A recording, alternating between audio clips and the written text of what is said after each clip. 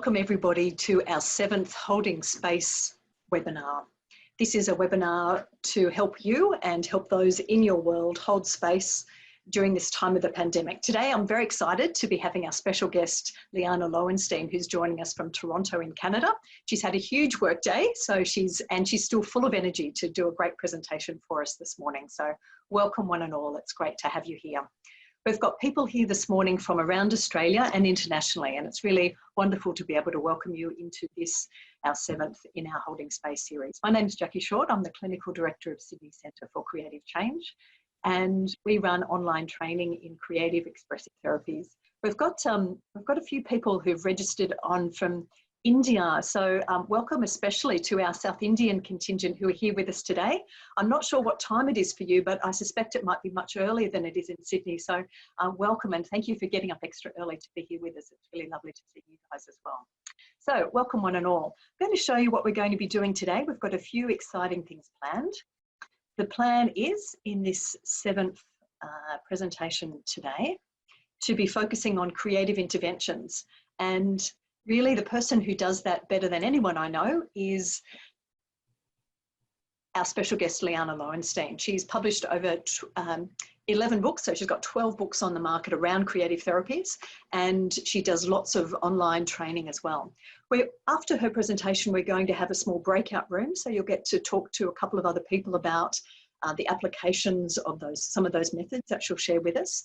Then I'm going to do a piece on burnout prevention, so how we can keep ourselves mentally and physically well and some of the signs to look out for. And then we'll do another small breakout room, and then we've got some prize giveaways again today, so you can win some more training with us if you'd like to do that. So please stay on for the whole time, and we look forward to seeing you in person in those groups as well. To welcome Liana, she is, as many of you would know, many of you would have a lot of her books or done some of her training already. She's a registered social worker, a certified play therapist supervisor, and also a certified trauma-focused CBT therapist. She's been working in Toronto for over 30 years, and she presents lots of training now online around the world. So I'm going to hand over to you, Liana, and welcome you especially today. It is really, really lovely to have you here. I know you've been doing lots of training online over the last couple of months. And I guess I wanted to, in inviting you today, to ask you what for you have been some of the challenges and the opportunities during this time of pandemic so far. Well, certainly this is a difficult time for all of us. And I share those difficulties with all of you in terms of the limitations placed on us as we shelter at home, as we try to juggle working from home when we have kids who are trying to also do homeschooling, the anxiety, the added anxiety that we all feel around what's happening now and how long is this going to go on for. And then, you know, when all this began, and like many therapists really all over the world started to think about how do I continue to support my clients, and I began to think about transitioning my practice to online sessions, I was quite anxious about the process.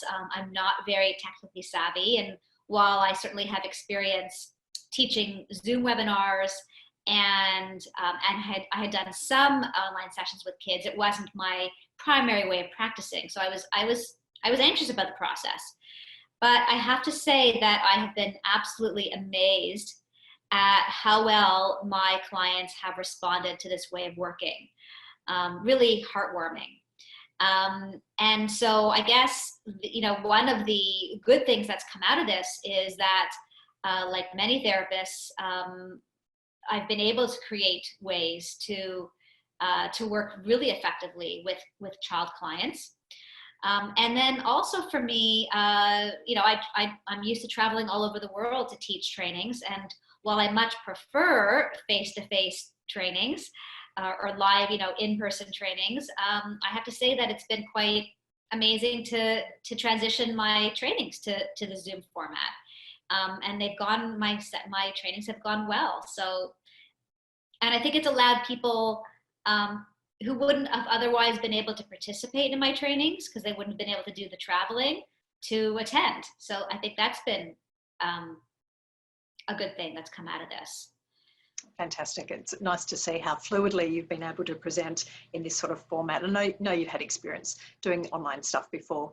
What has been some of the ways that you've found have been helpful in engaging the children and supporting the families in helping the children to engage with you online? Well, certainly working with a child online is different, and it's really required me to adapt a lot of my interventions. I think some of the tips that I would convey is that I typically in my play therapy office combine directive and non-directive approaches. In my online sessions, I'm doing predominantly directive. And adapting so that the interventions are fairly short, fast-paced, and very active and experiential, because that really is how my clients are engaging initially in the session and then sustaining their interest and engagement throughout the session. A couple of things really guide my sessions. So I always begin the sessions by doing a quick rapport building and then in subsequent sessions, re-engagement activity. That's maybe, 3-4 minutes. Then we do some self-regulation activities, some fun, active, child-friendly ways of regulating. And that gets the child kind of centered and more focused. And then I always plan, some fun, engaging activities that are fast-paced. And I always have some backups. So whatever I've planned for the session, I always have several other activities ready to go if the child isn't engaging. And then I think another important tip is needing to be flexible. So sometimes I have this whole plan of what I intend to do with the child that's based on the treatment plan that we're working on, the treatment goals. But there's certainly times when kids come to a session in some kind of a crisis. Or the parent is having a crisis and I need to kind of put my plan aside and really attend to what's going on, with the child. So having flexibility is really important. And we can see that you don't have a regular hairdo today, Liana. Do you want to speak to this lovely engagement strategy here? So this has become the signature look. And the reason for it initially was that, so you're seeing me in my home office, and this is a very different environment than when kids come to see me in my play therapy room. When kids first walk into my play therapy room, they're immediately engaged by the puppets and the sand tray and the dollhouse and the toy soldiers and all that stuff. So I was thinking, how am I going to create an immediate child-friendly way of engaging kids when they first come online with me? Because seeing this painting in the background is not particularly child engaging, and thus was born the wig.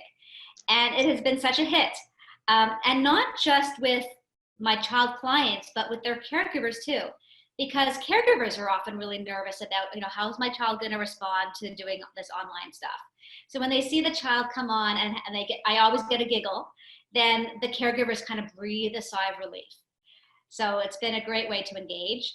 And I wear the wig in my online trainings too, to model how to create this immediate playful connection. That's lovely. Fantastic. Thank you for showing us and wearing that. I appreciate you've had a long day of work, so your head must be very scratchy. So thank you for keeping it on for us too.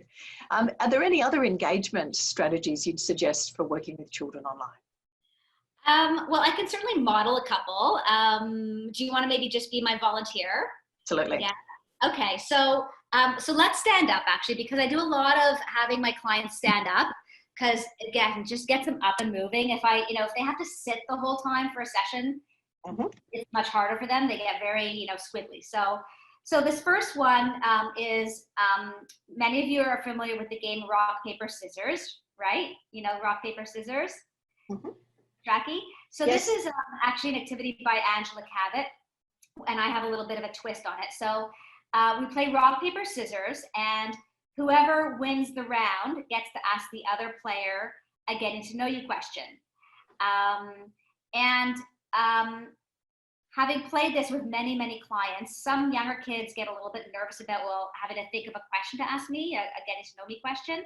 So I actually have in a little bag, I have a gift bag filled with all kinds of different rapport building questions. So if the child wins the round, they get to choose whether to think of a question to ask me to get to know me better, or to ask me to pick one of the getting to know you questions from the bag.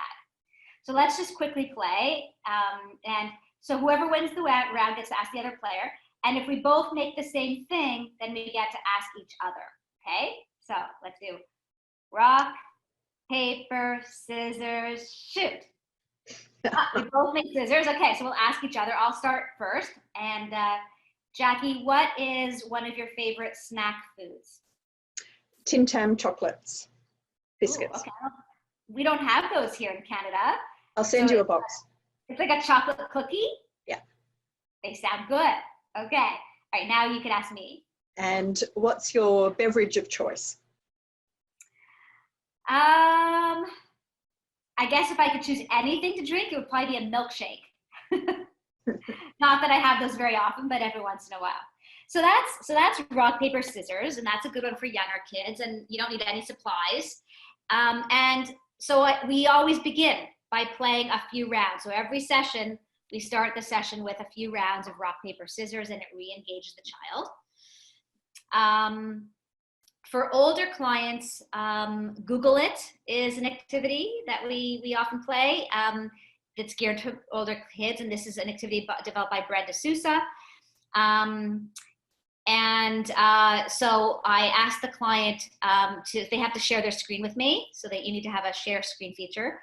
And I say, okay, Google your favorite YouTuber, and they go into Google search bar and they type in their favorite YouTuber, and then they show me their screen, and then they talk about it. Or Google your favorite movie. So it's using screens to engage. So those are a few examples of rapport building. I've also been doing a lot of scavenger hunts with kids. Because again, that's a great way to engage them in an active thing.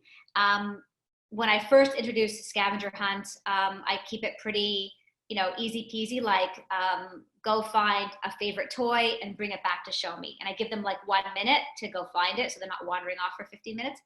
And then once they're engaged, then I make it more therapeutic, like go find something in your home that comforts you when you're feeling upset.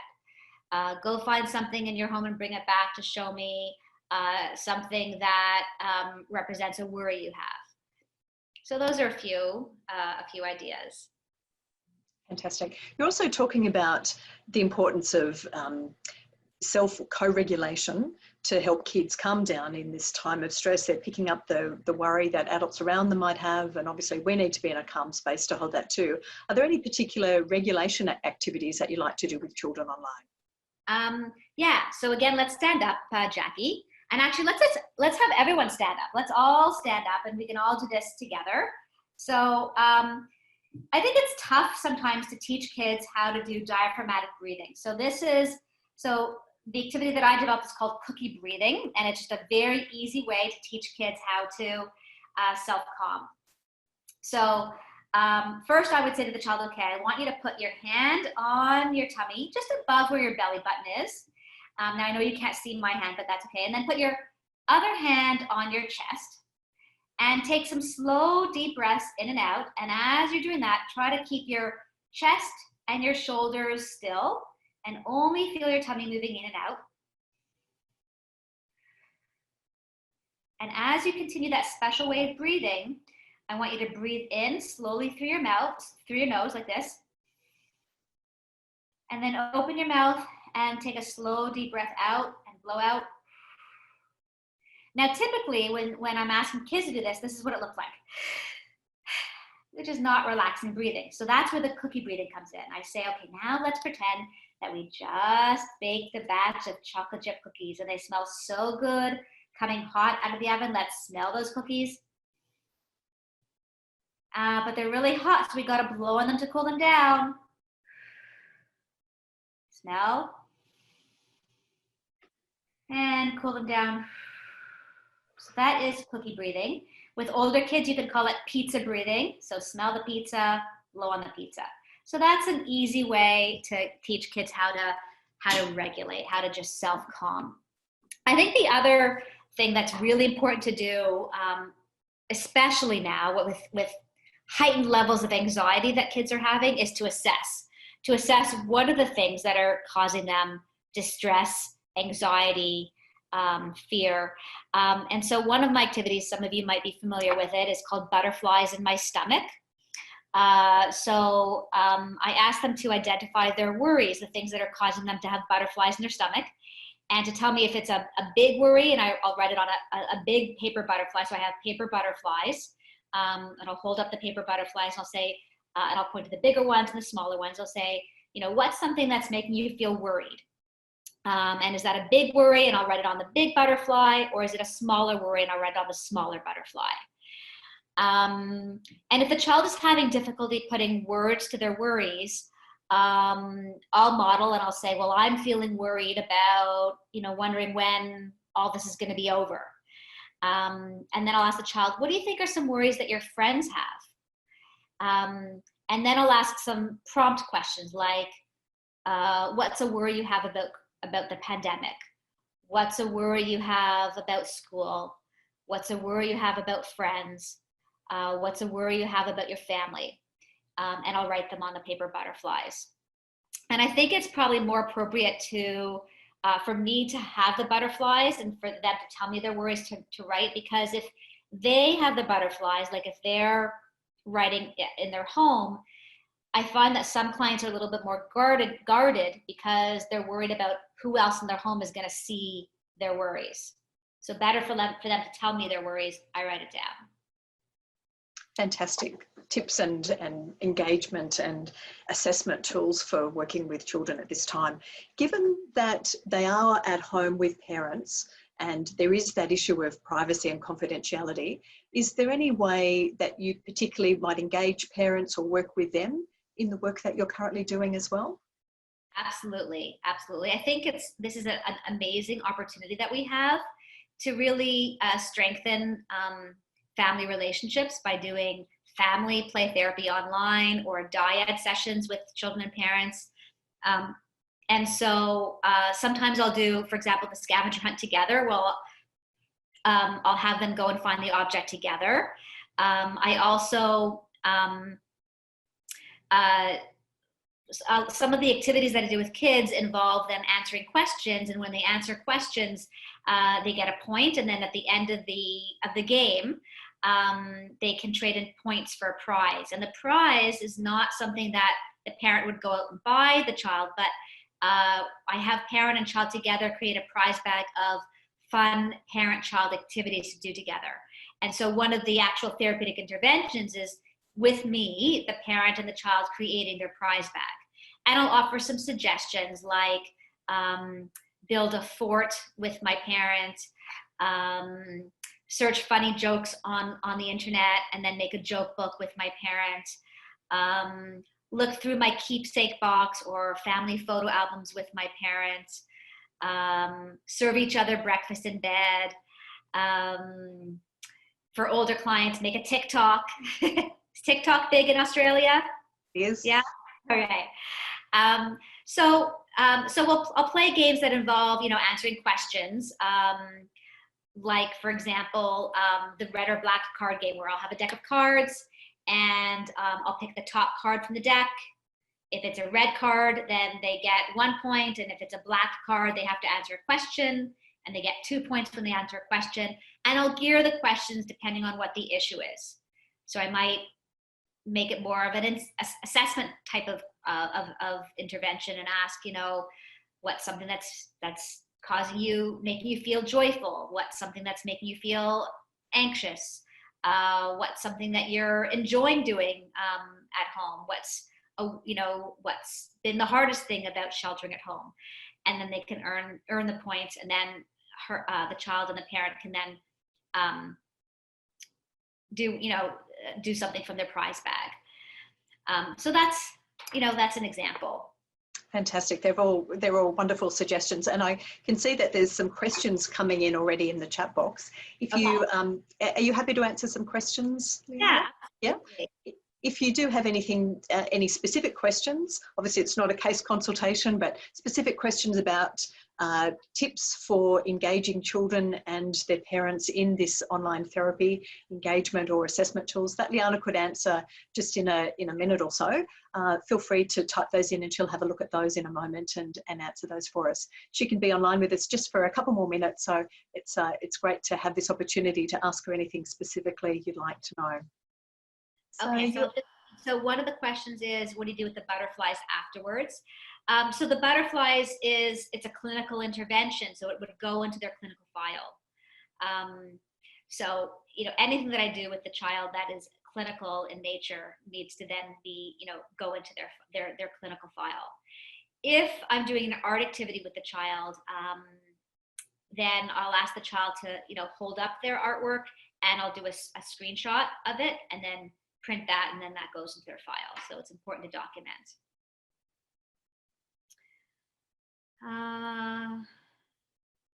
Okay, what about kids with ADHD where attentional issues are definitely a bigger issue? So just a couple of quick tips on that, and then that's probably all we'll have time for, that question. So definitely it's more challenging working with kids with ADHD or other attentional difficulties.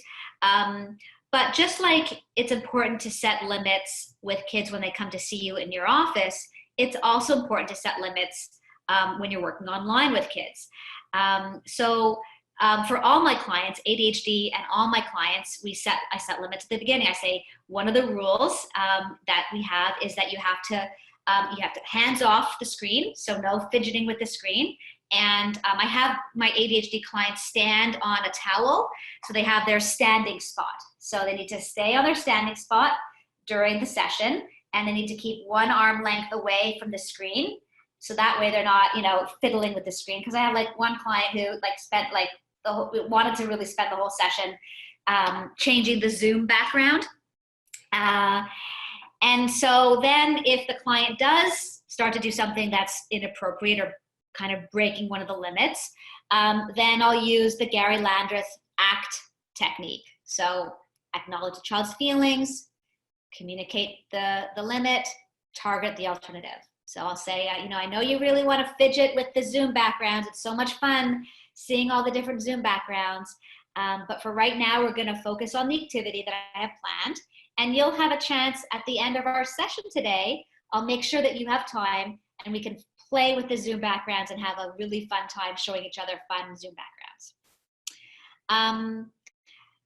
Also, interspersing the session with a lot of getting up and moving activities. So I have, so I developed an activity just recently called the Get Moving Grab Bag, and it's filled with little quick getting up and moving. So I'll pull from the bag, and it might say, hop on left foot 3 times, then freeze your body for 5 seconds. Or jog on the spot for 5 seconds, and then freeze your body for 5 seconds. With kids with ADHD, I add to that at the end of each movement thing to take 1 or 2 deep cookie breaths to just center them back and help them self-regulate after doing the movement. So interspersing with lots of fun movement activities. So those are a few quick tips. Fantastic. They're all really, really practical. I think it is a challenge because it's such a new forum to keep kids still and not changing their Zoom backgrounds or doing something else like that. So they're really, really great tips. Thank you. Thank you. Thank you, Liana, for your time today. It's really been such a privilege to have you here. And if you want to write anything in the chat box as feedback to Liana, I know she'd appreciate hearing from you. So just pop a few notes in there and we'll say you a fond farewell.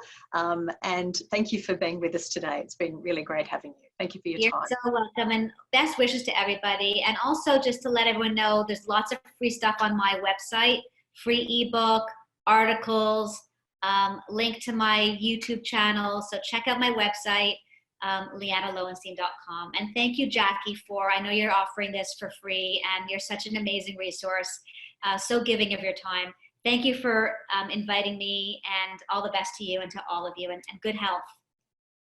Thanks, Liana. All the best. Bye now. So lovely to have her on board. And what I'd like to do is offer you a chance in some small groups today to connect in with one or two other people, and you might be surprised where your partner's going to be coming from.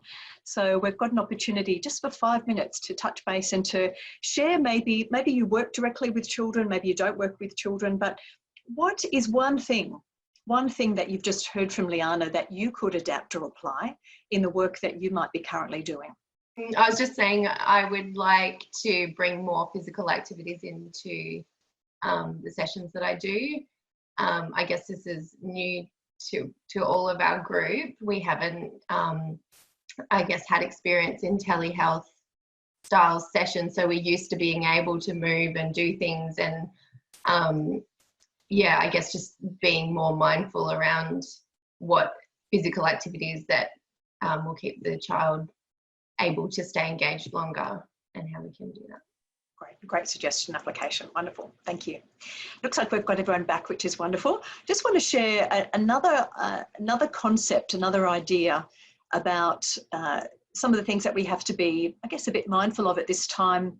And that's in relation to managing the burnout that we might be experiencing. So I wanted to just, we're all health professionals, we're all people who are looking after not only ourselves, but those around us in different ways. And I think the longer we stay in, the longer we're trying to manage all the dual responsibilities that we have, all the pressures and the challenges of this time, we are a little bit more prone to burnout. I just want to go through these questions quickly. They're from the Mayo Clinic, and see how many of these that you might be even slightly identifying with at the moment. Have you become cynical or critical in the work that you're doing? Do you drag yourself to work, wherever that might be, in front of a screen at the moment, and even have trouble getting started? Have you become irritable or impatient with others? Do you lack energy to be consistently productive? Do you find it hard to concentrate? Do you lack satisfaction from your achievements? Do you feel disillusioned about the work that you're doing?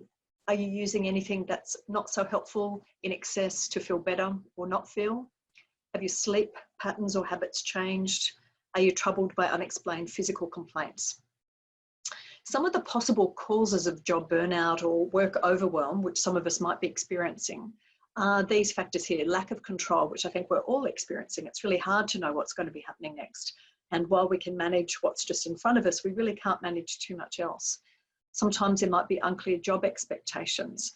I know teachers in New South Wales are expected now to be teaching both online and face-to-face at the same time, and that's changing every week. It's really quite difficult. Dysfunctional workplace dynamics. If it wasn't perfect before, it's certainly not necessarily going to be perfect now.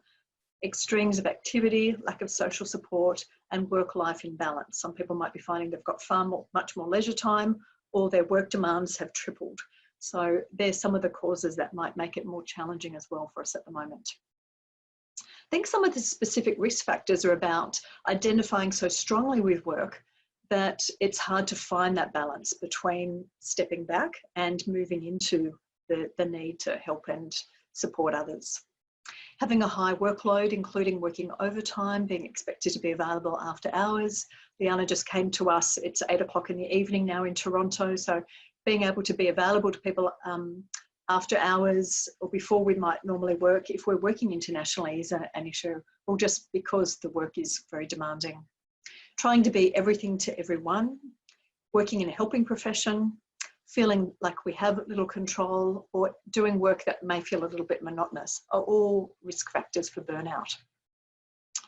Something interesting that came out of some Mayo Clinic research recently demonstrated that when this particular study looked at physicians, doctors who work in the academic world, they found that having less than 10 or 20% of their work time doing what they really care about increased the chance of those people burning out. And the converse of that presumes that doing even 10 to 20% at work, what you really love, can actually serve it as burnout prevention.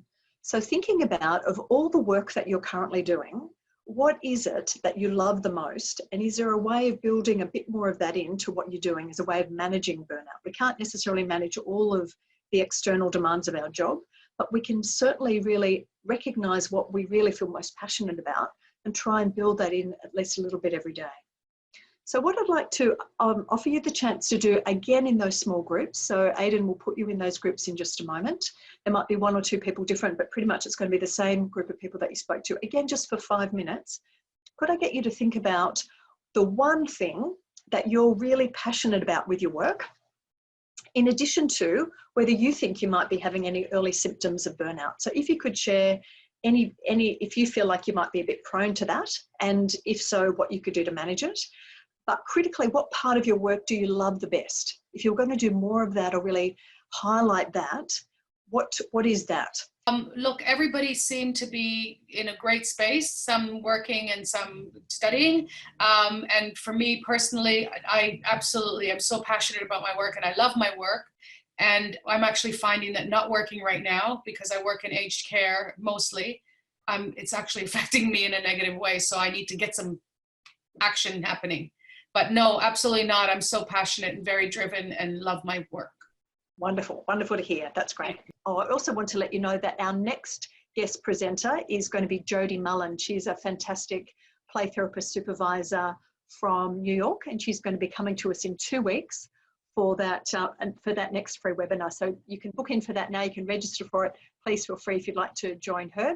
She'll have some other ways of working and engaging children and families online if you'd like to work with her. Well, lovely to see you all, and look forward to seeing you in 2 weeks for our next free holding space webinar. If you'd like to come along to that, you can book in for that. I'm going to put the other free ones that we've got. We're going to be doing them fortnightly from now on. So I've got some other great guest presenters coming on. So please do join us for free at any of those. If there's any other topics you'd like to have covered or guest presenters that you think might be interested in being approached, please let me know as well, either in the chat box or you can email me. And I look forward to seeing you, if not at this forum, then in some of our other training coming up as well. So you can unmute and say goodbye, and I look forward to seeing you next time.